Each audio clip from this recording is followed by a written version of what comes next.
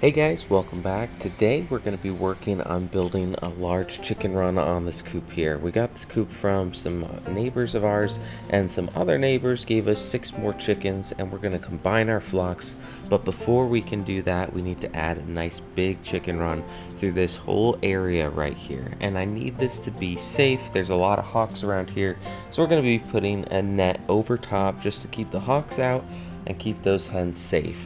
I'm going to be doing quite a few videos around this chicken coop. We're going to do siding in the next one and probably a self-watering system for the chickens. I've already replaced the roof, and I'm going to add on an even larger chicken run. This one won't be covered. It will just be sort of a free range setup that we can just open it up once in a while so that they can just free range through the woods and eat any of the plants that are growing up in that area. But I'll want to put in a door or something to keep them out of there and keep the predators from coming into the area that we have all netted off. That way, if there are any predators around, if we have any issues, we can keep it closed and keep them safe. So I'm going to start out by putting in a few T-posts here. This is what I'm going to be attaching the fencing to. I have a little bit of a hill going up right here, and that's going to cause some issues with the fence. I'd rather just level this out, so I'm going to grab my tractor real quick and take a few scoops of dirt out of here so that I have a nice level stretch where I can put the fencing through here. For the post, I'm using what they call T-posts, and I have 2 different sizes. I have 5 foot. That's going to be around the perimeter. I'll be hammering those down into the ground about a foot, so I'll have a 4 foot high fence. Then for the second size, I have 8 foot tall posts, and I'll be putting this across the middle of the chicken run, and then I'll attach a 2x4 across the tops connecting all of them. That will create sort of a ridge pole that will hold the netting up off of the ground a bit higher so that we can walk around in the chicken run a little bit easier. I'm spacing the post out 8 feet apart, and so I'm using that 8 foot tall T-post just as a guide. I'll lay that down from one post and I'll know exactly where I need to place the other one. Then the dimensions of this chicken run is going to be 16 feet wide and 32 feet long. And 32 and 16 are multiples of 8, so I can space this out perfectly and have everything spaced 8 feet apart, including the middle ridge pole. I can use the post itself again to line up from one outside post to the middle, and that's perfect middle point, 8 feet from each side.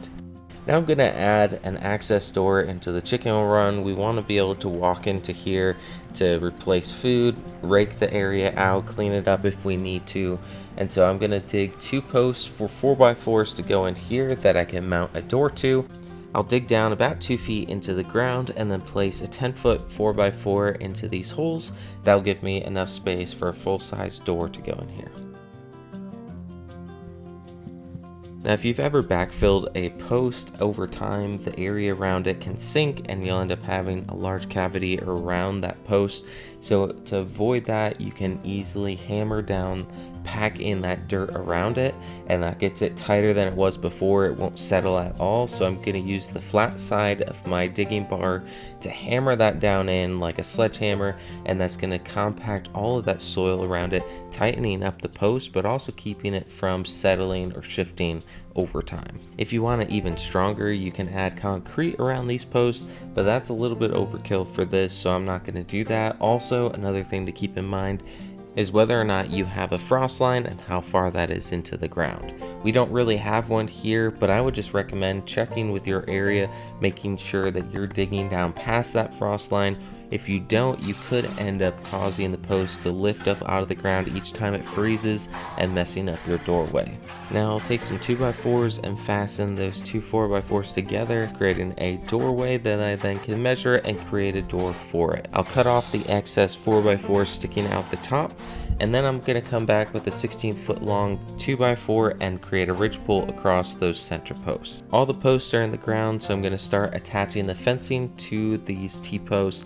I've got 4-foot tall fencing.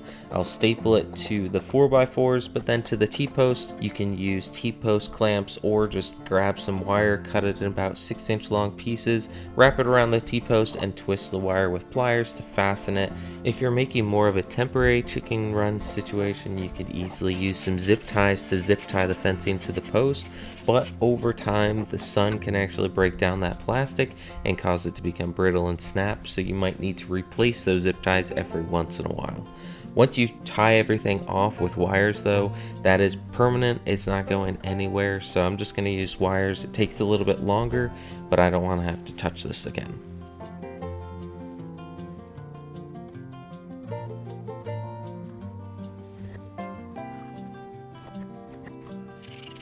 Now that the fencing's done, I mentioned before we were going to add a net over top, and I've got a net here from Amazon. If you're interested, you can go check this out. I'll leave the link down below, but this had pretty good ratings. I'm going to test it out and see how this works. This, I will say, is easy to get tangled up, especially if you're doing this in an area that used to be the woods. There's a bunch of branches and vines on the ground, and this kept getting snagged, and it was quite difficult to get everything straightened out. But once I got it up off the ground, it was a lot easier. It came with some zip ties, so I'm going to start zip tying it to the top row across the fence, and then I will pull everything tight and adjust it.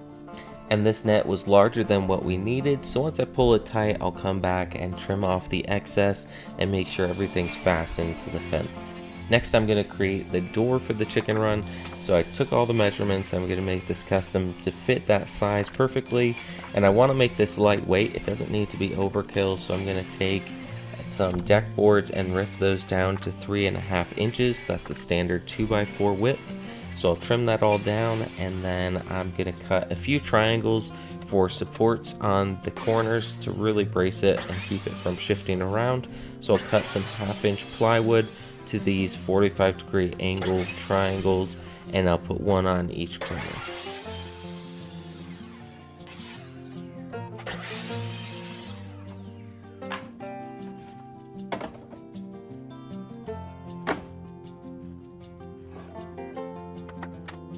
Now I've got the frame cut out, now it's time to assemble it. So I'll fasten all of this together quickly with some staples through the triangle pieces of plywood, but then I'll come back with some screws and really fasten it down. For extra reinforcement, I'm going to add 3-inch long deck screws to the top and bottom boards into the sides. So I'll pre-drill down about 2 inches, and then I'll put in those 3-inch long deck screws through those boards, tying everything together. Now we'll add the corner bracing onto the doors, and I'll staple them first and then come back and screw them all together.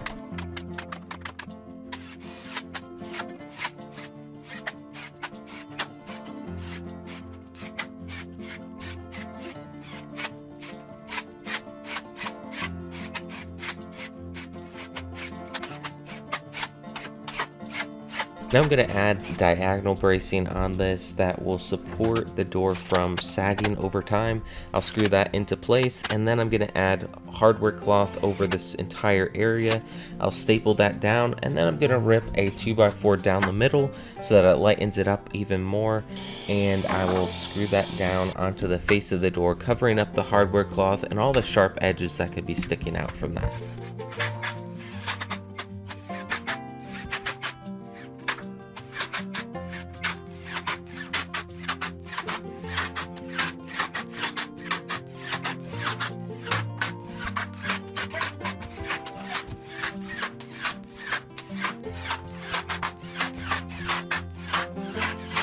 The amount of screws I'm using definitely feels like overkill, but if you don't want to use that many, you could just use some adhesive behind those 2x4s and then space out your screws a bit farther.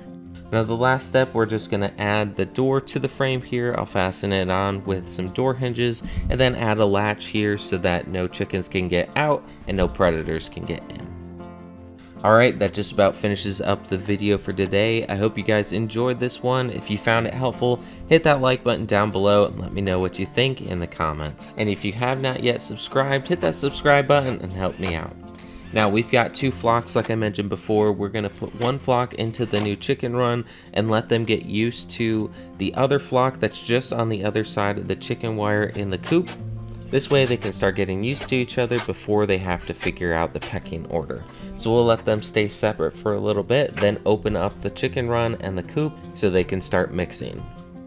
Combining flocks can sometimes be difficult and add some stress on them, so they might not lay as well as they normally do. This is 2 weeks later, and you can see they've combined really nicely. They figured out the new pecking order, and everything's going back to normal for them. And you can see they've scratched the area clean. They'll keep this mowed down pretty good.